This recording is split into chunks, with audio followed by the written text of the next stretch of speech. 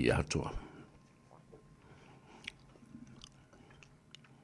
E le whapea o tātou leo siustai i le IMF. Leai. O tātou na whatuina le wharetupe lea. O tātou e ona ia, o tātou e pule le wharetupe. O tātou na whaia tu la whono. O tātou fo i e teu ina masui tu la whono.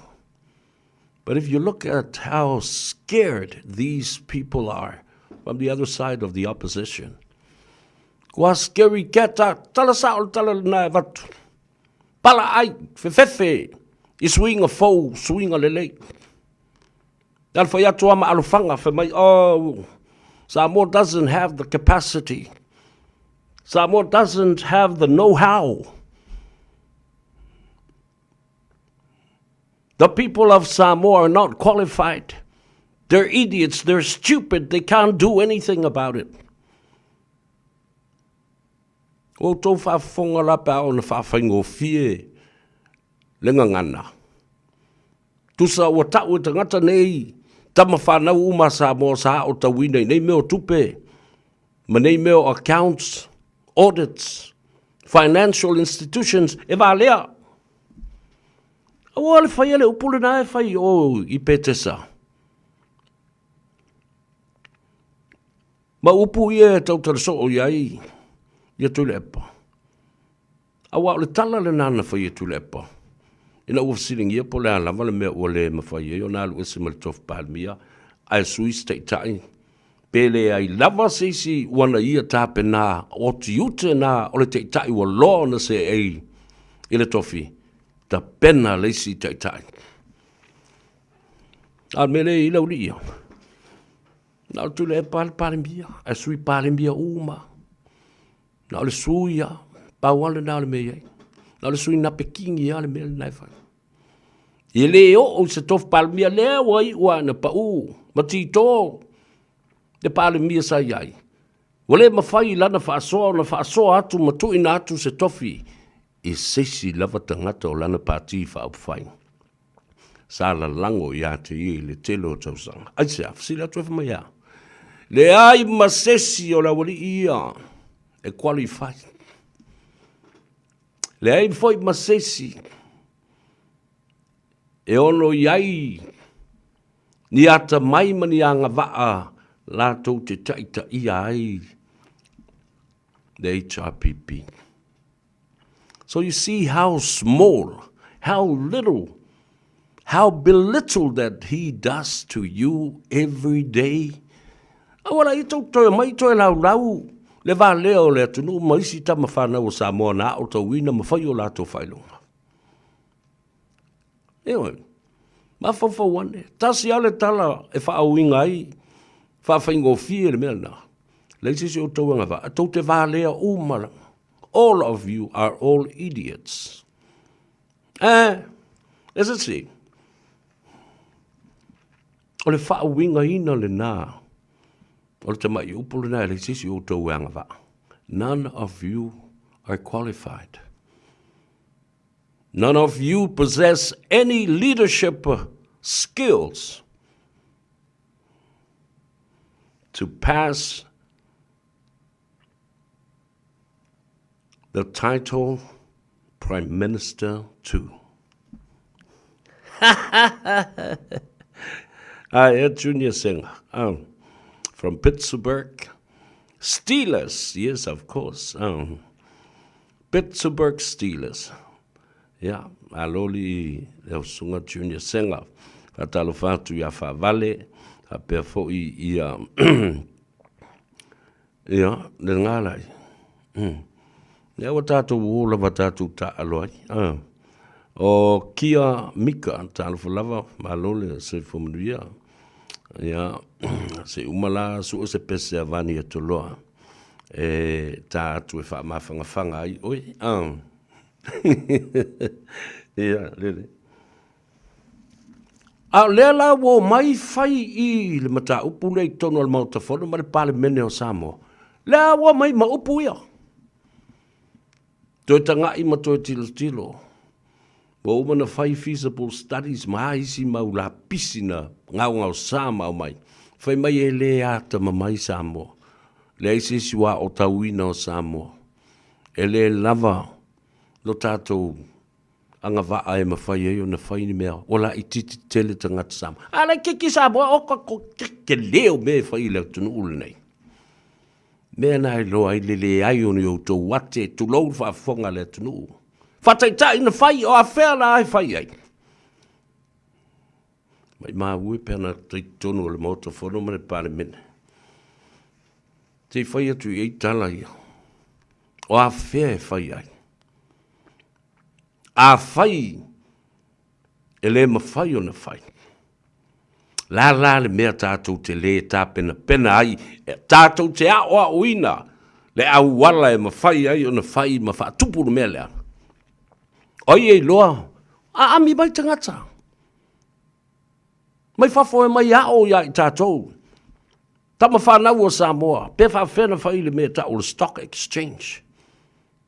Tatia ia nā mea i o crypto po lea eo. Te le whalongo a o ia la uli o taladoi ni crypto. Nā o le stock exchange. Le marketi e tau lai uma iai e tō ai iai. Pisi nisi ma le au milionea le larolangi. E lea nofo i Paris i whalani ai fia whailana investment e iei tangata e ngā lulu e mō le tamaloa milionea lea, bilionea, trilionea. E wawa ai atu oso i fo lunga stock exchange le wa lele a Samoa ma le company o lea wai lunga. International market. Wo i lunga pisinisi a Samoa. Well, it's tala i lunga stock exchange and their worth and their values. Alfa mai ta o tuai lista malo le whingal wanga i le mea le. The Wall Street for me. Boss, you know, do you think you want to invest in the sunny island and the beautiful paradise of Samoa? If you say million, well, it's what say la million, may say la covale. May post it. Tell them I'm interested. Well, to sila ia I me fai. O mai tangata ata mamai. Dala me umfai na fai le stock exchange afiti. Of along foi le luanga ia ma matonga. Na for join New Caledonia la toma le French Polynesia il stock exchange i Paris. Alal me utato le fisili mai ai. Ya New Zealand ma Australia. Fisili ya le. Ya tua olo nale male. Mamalu le senate le plestene. Po o iai ni alato aseta. Wa post lunga mali company, wa post lunga stock exchange America. All territories of the United States are all part of it. Au tātou o Samoa. Whea me motu a pala yo ino nofo mo whalongolongo. La veka ingo. La avanelo la tau le marama lama. Ma le fia marama lama. Ma le mana na oi whai. E sa tia ai mela se e ila uri ia. E langa uma ilunga me nei. E sa tia ai. Lala leo le musu e langa le stock exchange. Langa. Ilunga. Le tu langa. E te tau o na toe pui a malu ai tupe a Samoa. Ta wala atu tu la fono teu tau whaofi. O le fale tupe tu te tonu a Samoa. Tu fal tātou porkalame e tā ua tele mo le malama lama o le tātou utuno. Ai sea lea mawhauwhaunga le atau sa vea. A o I na mua mapuna I whai lātou loa le tele o tupe elea, e lua mea. E ese mea ta o tupe fau. New money, new ideas. Ese le me tau o le tupe elea, money laundering. Ala lea, na tātou black mark i le Unia Europa. Ale ala vai nofo. Le tātou whare tupe tū tonu. Wa lewa na mai ta vale ia e mai fafo. Ele una lei. Tele le tupe le au mai ta vale nei. A lea ana le oti al tama lea. O Lorenzo le malu i te tonu o Vietnam. Ele malanga i mai foi lunga me nei. Fitu accounts ua matua tau fia matapunia u mau fe wo ye tu se ngona mea. Oi tangata i tu me ia tai fia sala wafe. Le sau te tonu ai fa pe I o na sau. O a accounts ia mai fafo le o mai ei mea nei ia tupe nei. Patalo fatu ia fua I ali I sope malole soifumnuia seve Ioane tafa le solo malo lava le soifumnuia malo fo ngā lulu e nei aso. Like it, share our program, and also leave me a comment. Te lola utala le mea la yuno fatu nei le fefefe o tangata nei ma le pala ai because they have been sitting in their comfort zone for so long. They don't want to explore. Ma ta tala le vai fale I atina e fou. E loa I ua ngata lo lato malama ma lo lato I loa. Their knowledge has become limited. They can't think out of the box. Ele mawhai o na sopo loa. Le lato whaasoa ma le fia I loa. Ini mea fau. Nale mea e. Whai mai ai. O le tali o lo o I lea lii. O le tali o lo o I lea nganga o lea tua. E mafua I sea. Mafua I le upu. O se tasi. O tu la fono whaavai o le tangata soifua. Langa li vai le tua.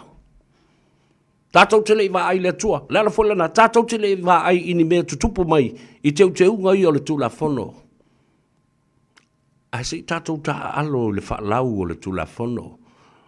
Ma au lape o lo whaata oto mai. Nale uinga o le upo o le whaatutua. E sa vali a paulo. Nai tonu o le. Lea o ngā. Lea o ngā o ngā ruenga tātou te whaia le eiso tātou whaatutua. O le whaatutua. O le wha moe I mea e le I wa ai e mata.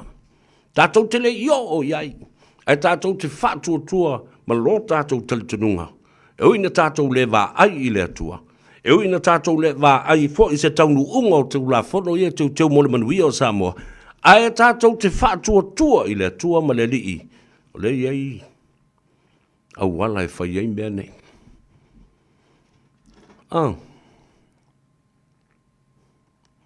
Tu mai I le matau pusisiri. Whaatustusa I mea I e ma naolau li ia. Poloka. Poloka Samoa.